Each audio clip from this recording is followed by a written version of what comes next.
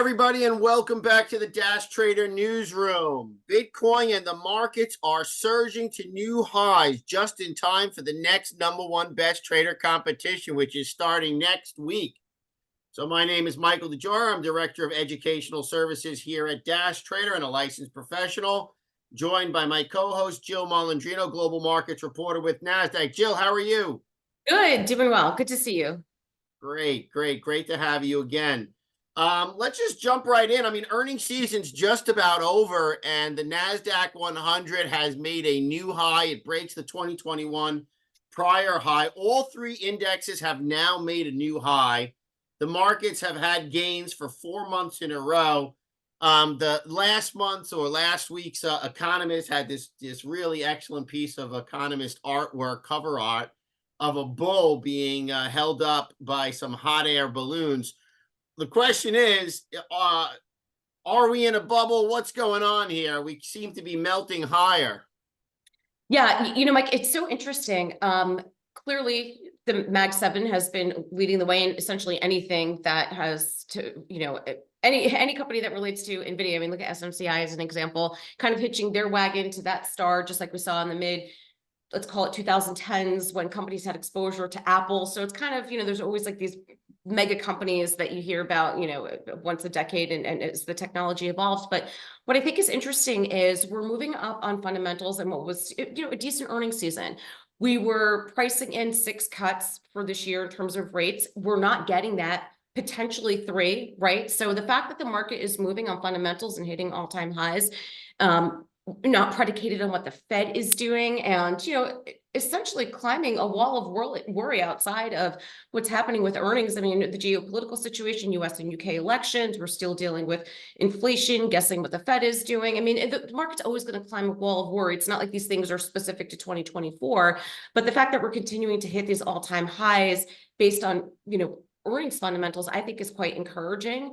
Of course, it depends on, how well they'll perform for Q1 and if that guidance does in fact play out. But I think what market participants are thinking about now is has the tech trade run its course? Is the AI trade done? That's kind of the themes that we're discussing, and other areas in the market that you can look towards to find these deals, not only with attractive valuations, but with attractive fundamentals that might be, the diamonds hiding in the dirt, if you will. Got you. So let's just actually, one of the ones that you just mentioned is one of the charts that I have on the next slide, which is top market movies. 2 of them were NVIDIA, which is up 260% in the last 12 months. Meta was also a top performer for the past year or so. I mean, Meta just had this tremendous gap up on earnings, and then it's just been up and away. What brings to when I look at these charts, they are looking somewhat parabolic. But again, like you said, there is some fundamental data to support this. And then the other thing I just want to bring in as a caveat is, is this melt up being in part caused by a decline in the US dollar? We see Bitcoin going up, which has kind of been an offset to the US dollar or an alternative to the US dollar. What are your thoughts about obviously the very heavy concentration in a couple of these big tech names, but also the potential decline in the US dollar that's helped spur the market on? Yeah, honestly, the dollar really hasn't been part of the conversation, which is what I find interesting, right? Especially when you think about smaller cap companies or companies, international conglomerates that have exposure to currency. It really did not come up as much as I expected in earnings calls, even with the strategists, PMs, economists we have on the show. It really hasn't been part of the conversation. It really has been underlying fundamentals of the companies and how they've performed for earnings. I just wrapped a panel before you and I are speaking now with 2 international strategists, 1 domestic strategist, and really it really did not come back to what's happening in the dollar. I would say anything, when we're talking about the markets more holistically, small caps look attractive. Their valuations are as attractive as they've ever been. And it's not because of the dollar that they're not catching up with performance, it all comes back to what's happening with interest rates because the cost of capital is so high for them, which impacts their balance sheet. So it's really more about interest rates and cost of capital is what we've been hearing more so than what's happening with the dollar. Gotcha. I got you. Yeah, that actually is a very good point because I mean the dollar obviously is under attack from like the BRIC countries, et cetera. But again, it hasn't really dropped so precipitously. And so far, I mean the numbers don't look so bad. I believe that it was Ray Dalio who came out and said that the market doesn't look so overvalued from his perspective. I read an article about that today, and it didn't look so frothy to him. So I've certainly heard the argument that the fundamentals are supporting this kind of move to the upside. On that note, we do have some of our usual items to touch upon. The inflation number came in line with expectations, as did the consumer consumption number. The expectation from the Fed. What is the expectation from the Fed now? I certainly have the chart up there, but I'd love to hear it from you and from what you're picking up on the street. Yeah, so economic data remains strong there, and the Fed is heavily reliant on data points. I mean, this is nothing new. In fact, I spoke on a panel yesterday, and one of my fellow panelists, Sam Stovall, he's a chief strategist over at CFRA. We both shared the opinion that coming into this year, that 6 rate cuts was something that the market was pricing in, when in fact, Mike, you and I have spoken about this, the Fed was not telegraphing this, right? But I think at some point, the expectation is at least at the minimum, a cut in June, because you don't want no cuts to spur either, a move in inflation that could be something that the Fed might not be able to control. I think they were prudent by waiting to cut, considering how strong the economy has been. The labor market remains strong. Consumers, they're still in a strong spot as well. If they were to have delivered those 6 cuts and something were to hit the fan, they wouldn't have enough tools in the tool chest to, work on that kind of shock. And Sam and I also shared the opinion that, what do you want? Do you want a strong economy, people working, consumers strong? If they were to do those 6 rate cuts, that suggests that there's something wrong with the economy, or there are stresses in the economy. So it's almost like, do you get the cuts to satisfy the market, or is the economy strong enough where there's just no reason to do those cuts until they're necessary? So Yeah, I mean, I would agree with you. You and I have been on this like white on rice since the very beginning. I mean, we have yeah. been talking about inflation and rate cuts and versus rate hikes. Kind of for the last 2.5 years now. We also identified NYCB Bank, as a problem as it dropped below $4 a share. And it sometimes it seems like we're being repetitive, but these concerns on the wall of worry and what's going on in the market are just that. They are concerns, and they don't become a problem until they become a problem. So, for instance, staying aware of that the market is expecting 6 rate cuts, and now they've reduced that expectation to 3. That affects a company like NYCB Bank, which has internal control issues.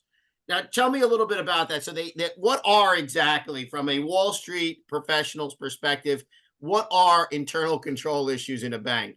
Yeah, I'm going to assume that that's the risk management side of the business, audit. And I mean, that's what it sounds like to me. I'm not a banking analyst or an expert in any stretch, but internal control sounds exactly, to me what it is. I think the bigger question is this a systemic banking risk, right? It's March. We're coming up on the 1-year anniversary of, the mini bank meltdown that we saw in 2023.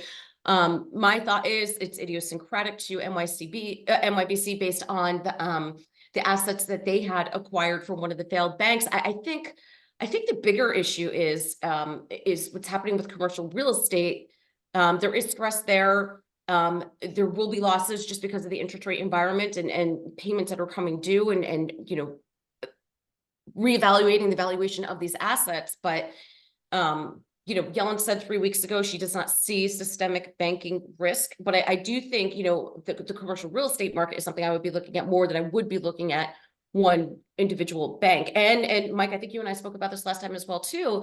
It also, you have to think about the fiscal balance sheet as well, right? So I'm curious to see how that will play out as we're coming through election cycle, and that's certainly, fiscal policy and the perception of mismanagement, and how rates can impact that is certainly going to come up. So like those are the areas I'm thinking about more so than just an individual bank. Yeah, for sure. I mean, and that's, you brought up a really big concern of mine, is this commercial real estate, with everybody buying their products from the likes of Amazon and these other delivery services. You have a lot, a lot of commercial space that is really commercial and retail space, which is becoming kind of unsustainable. And they have buildings that are being listed for 14 cents, and please pay the debt, right? Because if you build a building with the expectation that you're going to be able to rent it commercially, and then, that was what was expected to pay back the bank. And now the bank has, basically funded a big, massive skyscraper that is now, virtually empty and not sustaining itself. Who pays for that building to be refitted into a residential property, for instance? Well, Um, it's interesting. Yeah, well, it's interesting, Mike. And we've covered this before. It is, even though office buildings have been built, and the obvious answer is, oh, well, let's convert it into retail, let's convert it into affordable housing. It is not, from a logistical architecture and engineering perspective, the cost of doing that, it's not even worth the investment. It's not even mhm. break even. There's a number of things that I've learned when it comes to code, in terms of how plumbing is set up, how spaces are configured, access to windows. I mean, if you have a 10,000 square foot open space, it sounds easy. Let's just put walls there and whatever. But accesses to entry and exit and plumbing and heating, it's a total redesign. A massive, massive undertaking. Right. So it just, and it takes years. It could take 4 to 5 years. So I read something interesting. Is it the Roosevelt Hotel? The one right by Penn Station. Why am I blanking on the name? Anyway, Pennsylvania Hotel. yeah, Pennsylvania Hotel, Roosevelt, close enough. Yeah, I was just there yesterday. So the plans were originally was to turn that into, a massive multiple floor office space, but now they're thinking about potentially using it as an artery for professional tennis games. Instead of having to go to Queens, you have them in New York, build something on top of that. So they're thinking about it more of, and this was just something that was presented. It's nothing that, that's been voted on, but they're thinking more mixed use than they are thinking office buildings now. Yeah, for sure. I mean, that is a great point. But I mean, that leads me into this question. So last year, when we had the internal control issues at Silicon Valley Bank et al., who didn't have a risk manager. Now you see that NYCB, who had picked up, I believe they had bought the assets of Signature Bank. Now I was walking around New York City, and there's NYCB Bank is nowhere to be found. It's all Flagstar now. I guess they changed their signage. But potentially this commercial property could turn into something bigger and worse, because there is all of this unused or underutilized commercial property that the banks are floating. Right now, it's not a problem, but it is one of those kind of, potentially that's the big part of the iceberg that's just sticking on underneath the surface, as we just see the little tip of the iceberg at this point.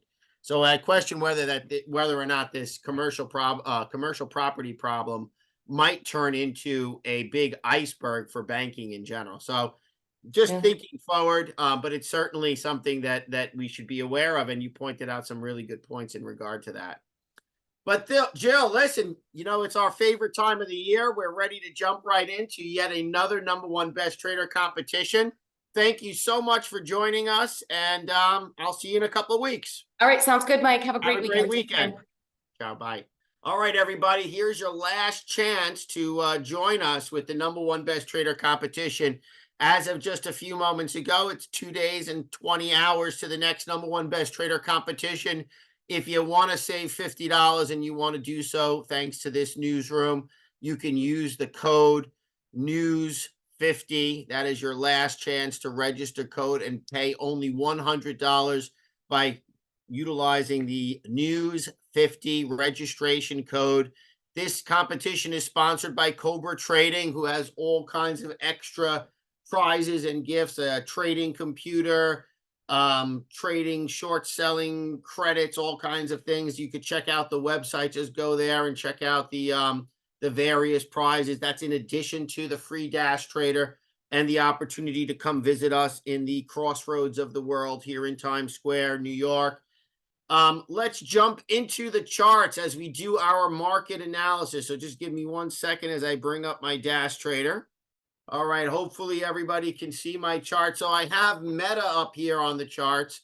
I'm going to be focusing a little bit more on the weeklies because you can see what's an ascending wedge here on Meta, right? A big ascending wedge here on Meta and a big breakout bar. Now, if I go into the, that's actually on the daily, but if I go on the weekly, I mean, this is like a 1, 2, possible 3 continuation. But it is very, very extended.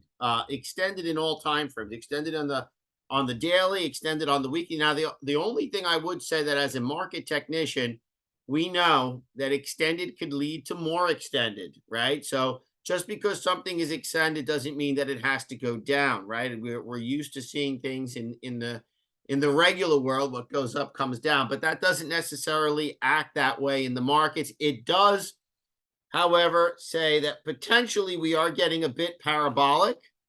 Let me just throw in here for 2 seconds. Let's just see QQQ. Let's look at the overall market. Okay, so the overall markets had a big breakout day today. Big breakout day to the upside. That is, very, very much so on NVIDIA. NVIDIA had a buy set up and a breakout to the upside. And really is almost near a double top. Now, everybody has been talking about the QQQ, and I'm just going to go and I have to go back and change my data configuration.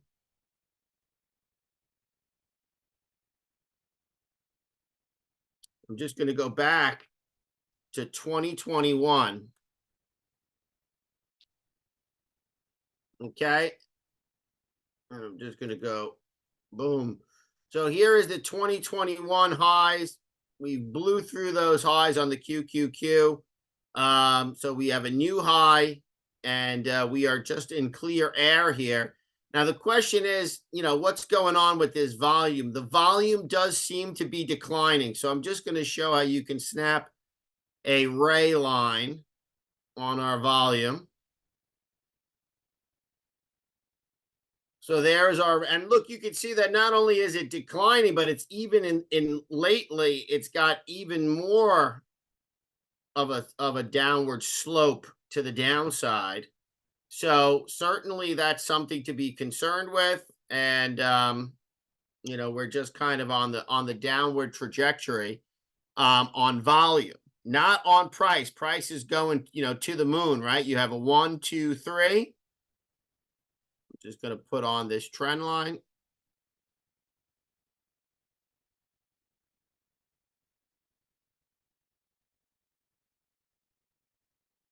All right, so there's the trend line. There is the 1, there is the 2, and then there is the 3.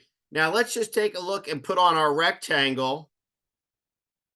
So one of the things that we use in the markets is this rectangle, and I'm just going to show you how we can configure it. Just going to change. I'm going to change this line, the color. I'm going to change it to green.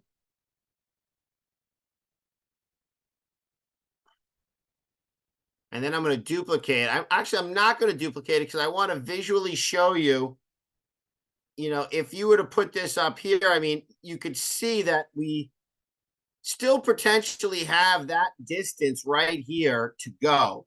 So even though we have pretty much made a measured move to the upside, we're not done going up yet. Right? So we're still going higher. I mean, we still got about maybe, I don't know, about 10 to 15 points higher for this to be a full measured move. But this is a classic measured move formation on the QQQ. Let's see the SPY. I also just want to show you a feature now that if you go back to the QQQ, your notations remain beautifully on your charts. No problems with that. So that's just a recent update. You could check that out in our newsletter. We go through all the updates that have been done to the latest version of Dash Trader. So let's just go back to the SPY. SPY, similar situation. Let's go to the DIA. Similar situation. Right, we've been breaking out to new highs for some time on the DIA, which is the diamonds, which is the ETF for the Dow Jones. Now look at that. We have had very few down weeks on the DIA. I mean, obviously, even on the daily, this has been a very, very strong upward move. Let's just go to the weekly. Okay, let's go take a look at GBTC. Massive move to the upside on GBTC. Massive move to the upside on Bitcoin, right? Bitcoin coming up and retesting its prior, prior levels in the 60,000s, which is just an astronomical move to the upside on Bitcoin and cryptocurrencies, brought about by the SEC allowing ETFs to be traded, to trade Bitcoin and to hold Bitcoin. So GBTC going to be getting some competition in the near term because they're kind of a different kind of ETF, but it was the only ETF for a very long time. So we'll be having some new symbols to look at very soon. We've already mentioned that the parabolic move up on NVIDIA. We've mentioned that Meta was one of the big winners. Certainly, Meta has skyrocketed. I mean, it was $87 back at the end of 2022 and going into 2023. I mean, this stock has been straight shot up. Let's just take a look at Goog. Goog not performing quite as well. Kind of sluggish. AMZN. Amazon. Also, approaching new highs after the split, right? So after the stock split, Amazon is on its way back to new highs. And certainly one of the underperformers is Apple. Apple not really participating so much in the round. Now, a lot of analysts are saying that Apple's upside is behind it, although I would say that Apple potentially is going into what would be an ascended wedge formation. I'm just going to show you what that looks like with my trend line ray here on Dash Trader. So here is the ascended wedge formation, ascending wedge. So you can see how that's kind of forming, that this would be probably a decent point for Apple. It's kind of not participating with this latest rally. MSFT, Microsoft, has been a big one as well. Microsoft with the cup handle breakout, secondary cup handle, secondary breakout, and just moving to the upside as she goes.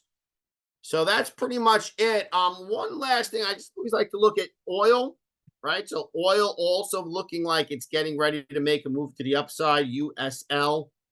Here is USL. We had a cup and then the secondary cup. So USL looking pretty good. So oil. Now that is a problem for inflation because everything has a factor of oil in it. Oil is the prime commodity. So certainly something to be mindful of as we watch future rate hikes or rate cuts, right? So we're expecting a cut in June now. But that oil, if oil does start to go up precipitously, that could lead to a rate hike, not a cut. If inflation is to rise again. So all right, let's wrap things up. Stay up to date with all things Dash by signing up to our monthly newsletter. We just had a great monthly newsletter sent out. If you did not get it, you can certainly sign up to do so by going to www.dashtrader.com. Subscribe to our Dash YouTube channel, Dash Trader TV, for newsroom reminders. Follow us on social media at Dash Trader, LinkedIn, Twitter, Facebook, and Instagram. All right, everybody. Thank you for joining, and I hope to see you in the #1 best trader competition. It's not too late to sign up. You got your code. Just one last reminder, it's News 50 will save you $50 on the #1 best trader competition. Good luck and trade carefully.